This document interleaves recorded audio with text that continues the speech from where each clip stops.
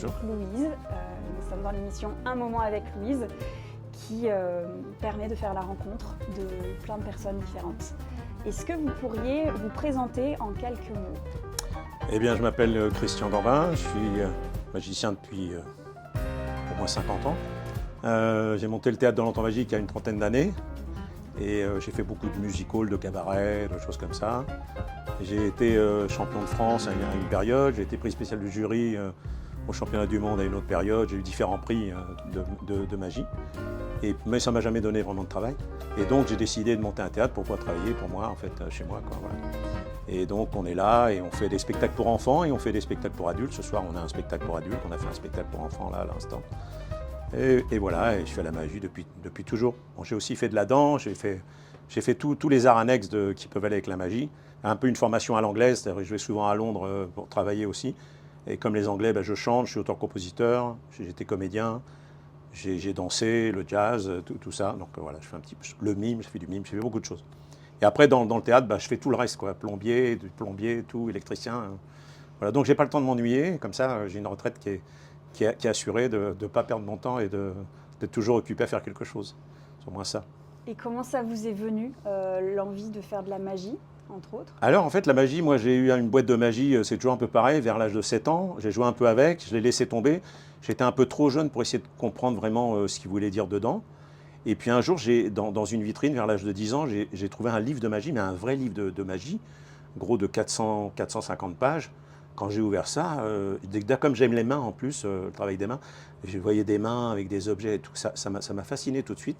Et j'ai fait en sorte de pouvoir acheter ce livre. Alors ça a été long parce que mes parents n'étaient pas très riches, alors ils mettaient un petit peu de sous de côté à chaque fois, tous les jours. J'allais faire les cours, je mettais un peu de sous de côté.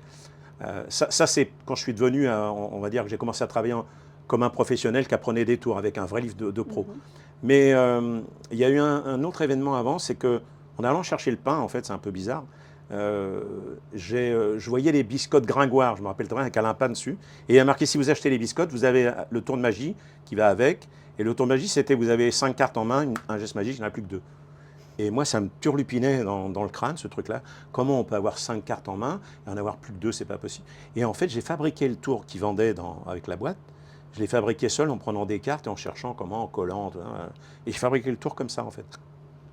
Donc il doit y avoir la petite fée qui vole au-dessus de ma tête, sûrement. Et puis après, j'ai trouvé le livre.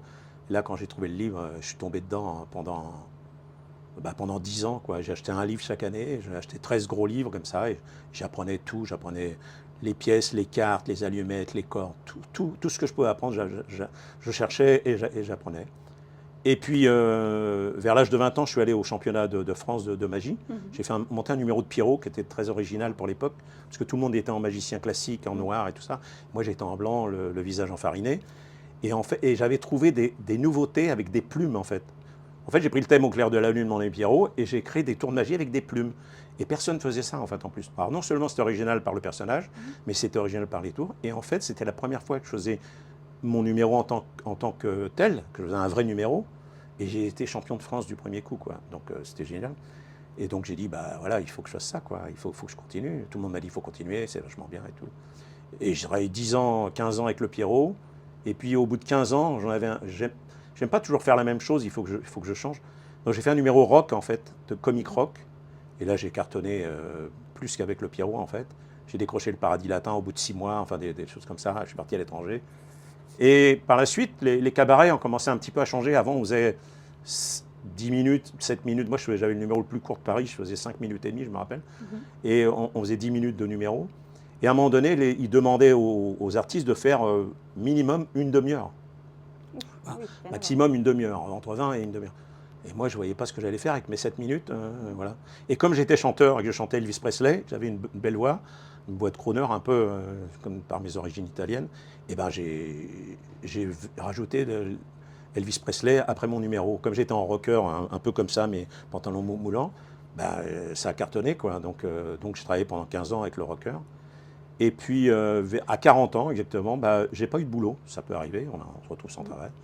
Et j'ai dit à ma femme de l'époque, bah, plus jamais ça, je monte un théâtre. Elle m'a dit, vas-y, on a emprunté 5 000 €, et puis, enfin 5 000 francs à l'époque. Et mon frère, comme il était dans le bâtiment, il m'a aidé à construire, on a construit le théâtre.